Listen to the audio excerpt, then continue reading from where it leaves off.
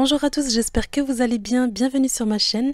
Aujourd'hui je vous propose la recette des chouquettes, une délicieuse gourmandise moelleuse et croustillante à la fois. Dans cette vidéo je vais vous présenter deux versions avec ou sans robot. Vous allez voir c'est super simple à réaliser, donc restez avec moi jusqu'à la fin de la vidéo et c'est parti pour la réalisation. Pour les ingrédients on aura besoin de 3 gros œufs ou bien 4 moyens, 170 g de farine, 120 g de beurre, 125 g de lait, 125 g d'eau, une demi-cuillère à café de sel, soit 4 g, une cuillère à café de sucre, 6 g, du sucre perlé ou bien du sucre grain, ainsi qu'un sachet de sucre vanille qui reste facultatif. Donc ici dans ma casserole, je viens verser l'eau, j'ajoute le lait, le sucre en poudre, ainsi que le sel. J'ajoute aussi du sucre vanille qui reste facultatif, moi j'aime bien le goût de vanille dans les chouquettes. J'ajoute le beurre coupé en morceaux et je fais chauffer doucement le mélange en remuant de temps en temps avec ma maryse. Et en attendant que le beurre fonde, je vais venir peser et tamiser ma farine.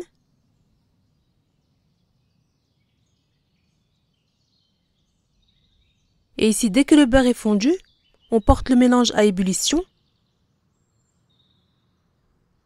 Et dès que l'ébullition commence à se faire, on retire la casserole du feu. On incorpore ensuite la farine en une seule fois. Et on mélange vivement le tout avec la spatule pour empêcher que la pâte forme des grumeaux. Donc remuez rapidement.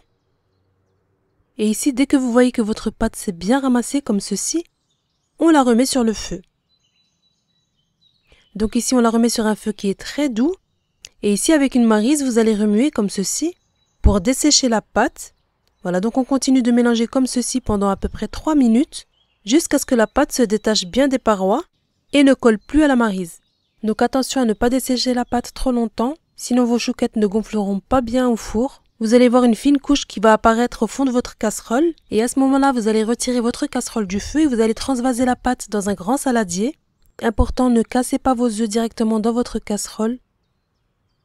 Donc ici, je vais faire tiédir la pâte en la mélangeant pendant à peu près 2 minutes. Et on va venir incorporer les œufs un à un, tout en mélangeant entre chaque ajout. Voilà, donc ici, ne prenez pas peur en voyant l'aspect de la pâte. Tout en mélangeant, vous allez voir que l'œuf va bien s'incorporer au mélange.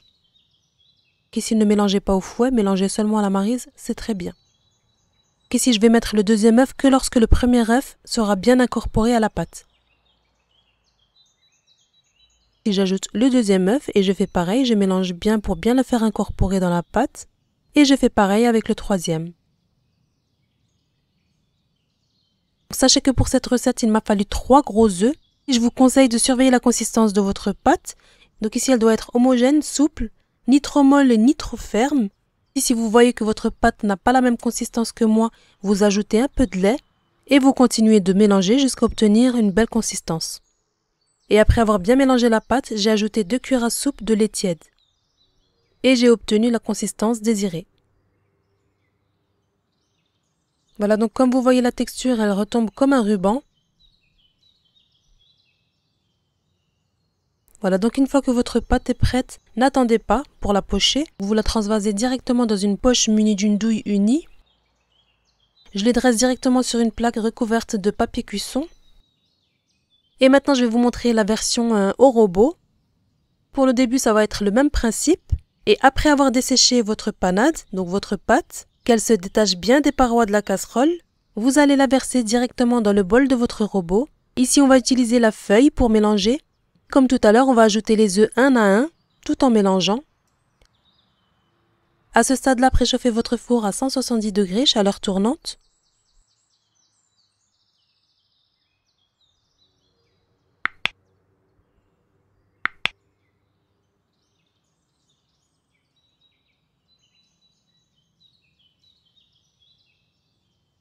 Donc après avoir incorporé les 3 œufs, veillez à arrêter votre robot et racler les bords pour faire retomber la pâte.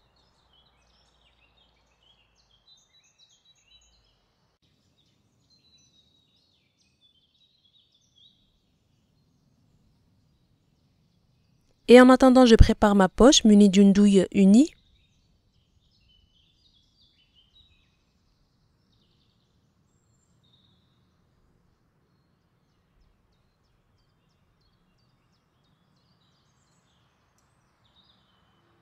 Voilà, donc ici je contrôle ma pâte. J'ajoute comme tout à l'heure 1 à 2 cuillères à soupe de lait. Et je mélange à nouveau jusqu'à obtenir la bonne texture. Et voilà, comme vous voyez, on obtient une belle pâte à choux bien brillante. Elle forme comme un ruban, c'est ce qu'il faut.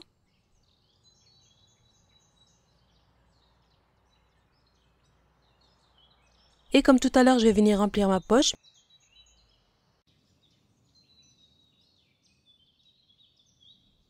Je dresse mes choux sur ma plaque recouverte d'un papier sulfurisé. Et ici, pour bien maintenir votre papier sulfurisé, vous mettez un petit peu de pâte sur chaque coin du papier et vous l'adhérez bien à votre plaque de cuisson. Et comme tout à l'heure, on vient dresser les choux. Voilà, donc ici, comme vous voyez, je les dresse en quinconce, en veillant à bien les espacer parce qu'ils vont gonfler à la cuisson. Plus vous faites des grosses chouquettes, plus vous les espacez. Pour les petites pointes, je vais les aplatir tout à l'heure après avoir mis le sucre grain. Et je procède de la même façon pour la deuxième plaque. On vient les recouvrir de sucre grain. Donc ici, comme vous voyez, je mets une bonne quantité de sucre grain dès le départ. Et ensuite, je viens enlever l'excédent, comme vous voyez, en maintenant bien le papier sulfurisé. Je retourne de nouveau ma plaque et je fais de même. Et comme vous voyez, on a tous les petits sucres grains qui se sont bien adhérés à la pâte.